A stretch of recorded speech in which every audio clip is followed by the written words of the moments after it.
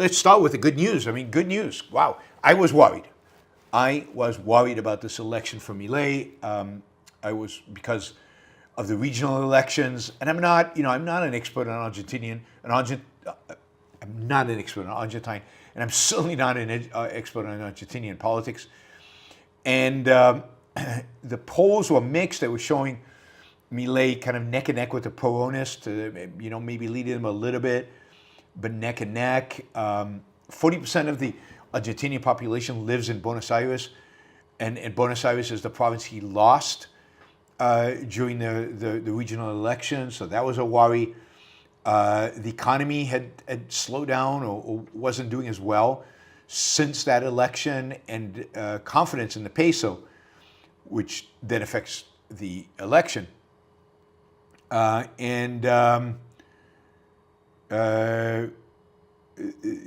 Also the confidence in the peso declined significantly, so the peso was in trouble.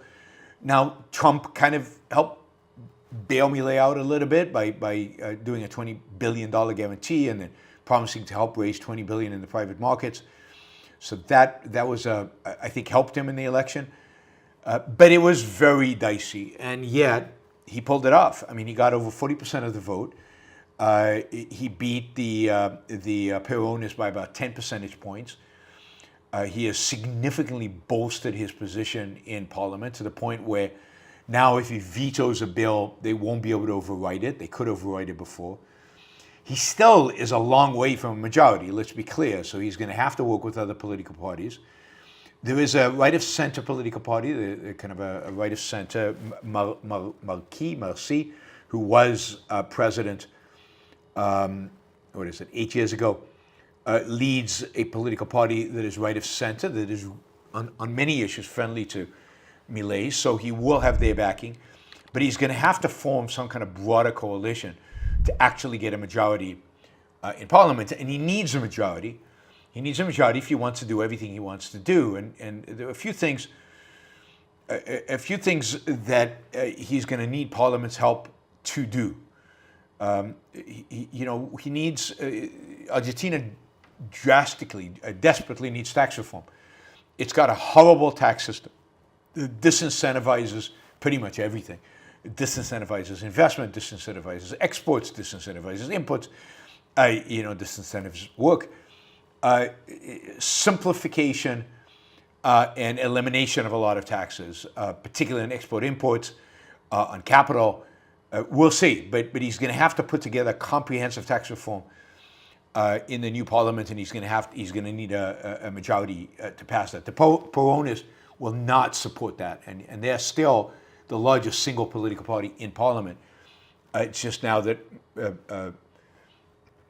Milei and the conservatives, the center-right, are now bigger than the Peronists combined, but Milei's party is still smaller than the Peronists.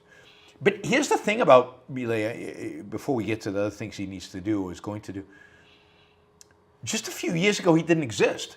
That is, this political party came from nowhere, literally from nowhere, over the last 8 years, to a position where they're the second largest party in Argentina, and if things go well, they could easily become the largest political party in Argentina and have a president who not only serves 4 years but gets reelected, which is pretty rare. So what Milei has done from a purely political perspective is truly astounding in terms of building a new political party where the Peronists and the conservatives pretty much dominated Argentina politics, and built a completely new political party, and has now built up, even in Parliament, a presence. It's not just him. It's not just his charisma. Now it's a whole political party. And there's real support in the Argentinian people. We'll get to that in a minute. So tax reform. He's going to have to do massive tax reform. There's also, he would like to do, and he needs to do, but this will be more difficult, is significant labor reform. He needs to make it easier to hire and fire. And in order to make it easier to hire, you have to make it easier to fire. So all those protections for the unions, all these protections the unions have fought for and will defend. He needs to get rid of those because that is what will create a dynamism within the economy. I think he'll continue whatever deregulation he can, whatever deregulation he can get passed, but deregulating the labor market is huge.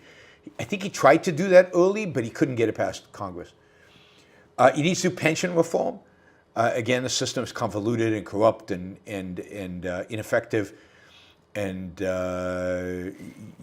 government spending is too high, so he's going to have to reform that.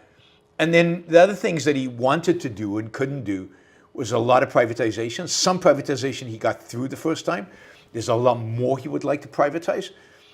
He's going to have to build a coalition to get that done. So the next stage in the Milei revolution, in the economic revolution, political revolution of Javier Milei, requires passing laws. It requires passing bills through Congress, through the Parliament, both the lower house and the upper house. And for that, he's going to have to build coalitions.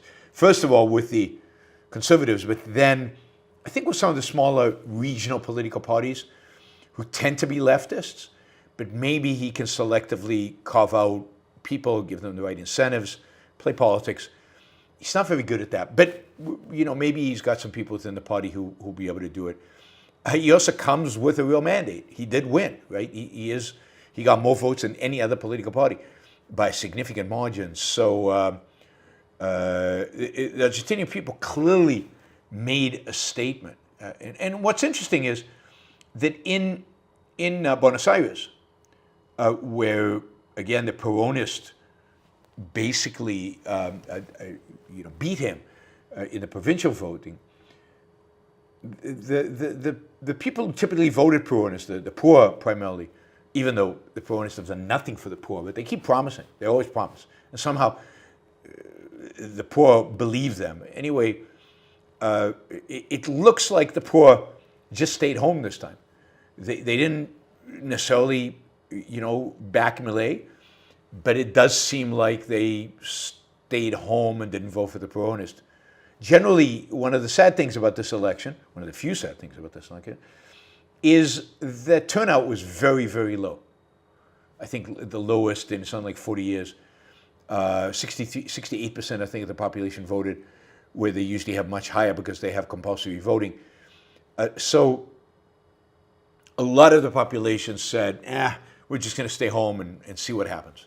We're not quite ready to jump on this. And the next 2 years are going to be crucial because it's going to take Milei to fully revolutionize the Argentine economy more than 4 years. And over the next 2 years, he's going to have to do enough to get the economy going, to create jobs, to bring people out of poverty. And at the same time, so as to bolster popularity so he can win. But not just him, his political party wins in parliament in 2 years and maybe can achieve the kind of majority to really be revolutionary. There's no talk about dollarization. That seems to be off the table, at least for now. Maybe that has to wait until he has an out-and-out majority in his political party. It does seem like the current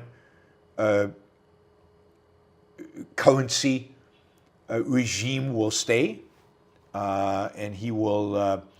There will be this band in which the peso trades, and the central bank will intervene if it goes out of that band. It's not ideal. Ideally, he would float the currency completely, but it seems like they're going to keep this band. On the day of the election, just to give you a sense of the approach, kind of how investors will think about it, the day of the election, the Argentinian stock market went up 18%. 18% in one day. Now, this is after it had gone down a lot since the regional. So I own like an Argentinian ETF because I bought it and did very well in 2024. 2025 sucked. It went down a lot. Basically, it made up all its losses in one day. And then my understanding is Tuesday, it was Monday, and then Tuesday, it went up another 10, 12%. So total went up 30%. which is amazing for a stock market in 2 days. So I think it's at the highest level it's been in the last few years, and that is the kind of, I think, confidence the markets have. Now, they're still not confident in the currency. The peso went up on Monday, came down on Tuesday. So the peso is not particularly strong. I think, again, people are taking a wait-and-see attitude around it and see what the currency regime is going to be. But yeah, I mean, I'm very excited because I really want to see what's next. Milei has been the most exciting, the most interesting, and the most positive political phenomenon. Is that right? Phenomenon? I think it's phenomenon. I know it's not phenomena, which I usually say. That's bad. Bad. Don't say phenomena, right? So I know. So he's being the most positive thing. So yeah, I want to see it keep rolling, and I want to see how far he can go, and I want to see. I'd love to see Argentina become a laissez-faire capitalist country, or at least close. I'd like to see it, break into the top 10 on the Economic Freedom Index. Imagine if in probably not 2 years, but maybe in 4 years, Argentina is more free economically than the United States. I mean, that would be so amazing and such a model for other countries to emulate. And of course, we know what will happen. Economic growth will go like this. I mean, it'll go exponential, because that's what economic freedom does. That's what increased economic freedom. So I'm very excited. I'm very positive. I'm looking forward to really keeping track. I know I just saw that there's going to be a conference of the Mont Pelerin Society in 2027 in Buenos Aires. So I'm definitely going to that conference, and that'll be fun. I think it'll be just before the election, the presidential election. So that'll be huge. I wouldn't be surprised if Milei makes an appearance. And we'll have a lot of Argentinian economists there. And that's a Mont Pelerin Society meeting I definitely intend to go to. So I'm looking forward to that. I'm looking forward to that. What else? What else to say about Milei?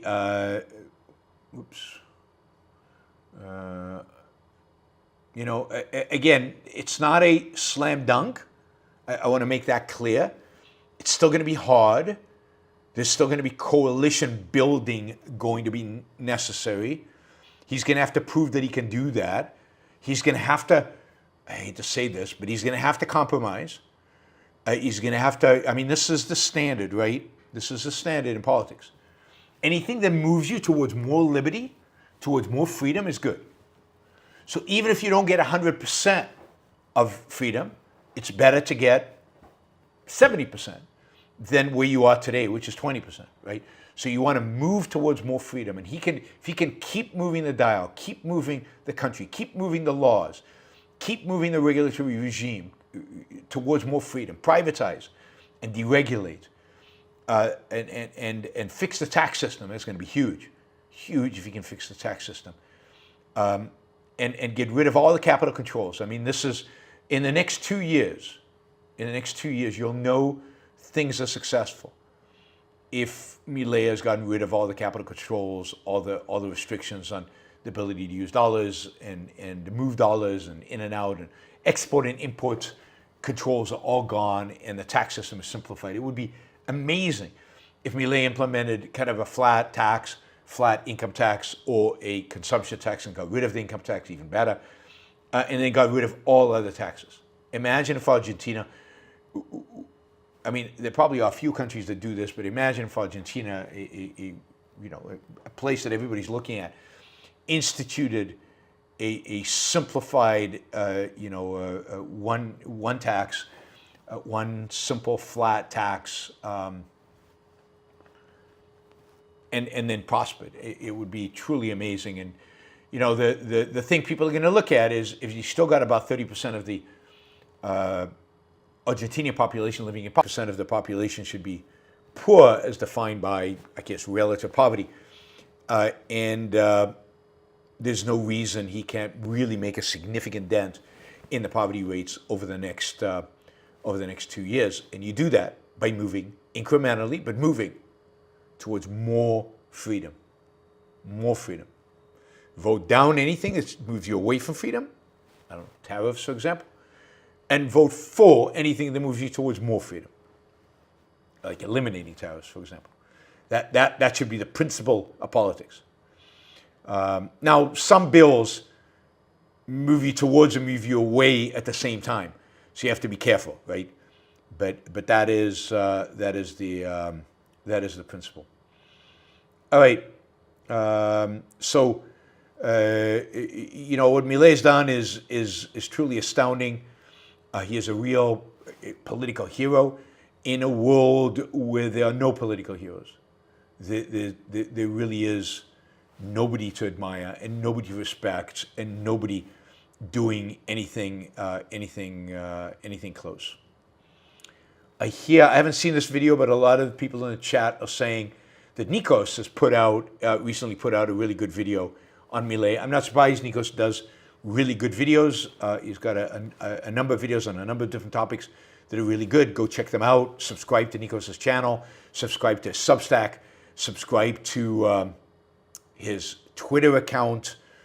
You got to support these younger intellectuals. You've got to support the up-and-coming guys that are doing good work. Reward them by subscribing. All right.